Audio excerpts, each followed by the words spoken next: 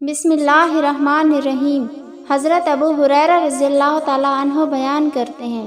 کہ رسول اللہ صلی اللہ علیہ وآلہ وسلم نے فرمایا،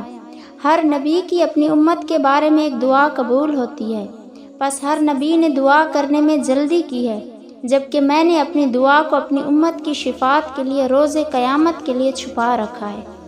اور وہ شفاعت انشاءاللہ ہر اس شخص کو پہنچے گی جو اس حال میں فوت ہوا ہوگا کہ اس نے اللہ تعالیٰ کے ساتھ کسی کو شریک نہیں ٹھہرایا ہوگا۔ حضرت ابو ہریرہ رضی اللہ تعالیٰ عنہ بیان کرتے ہیں، رسول اللہ صلی اللہ علیہ وآلہ وسلم نے فرمایا، اے اللہ، میں نے تجھ سے ایک عہد کر لیا، بے شک جس کا تو خلاف نہیں کرے گا۔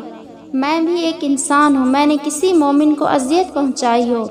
میں نے اسے برا بھلا کہا ہو، لعن طعن کی ہو، اسے مارا ہو،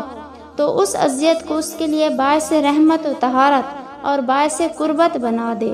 اور روز قیامت اس قربت کی وجہ سے اسے اپنا مقرب بنا لے۔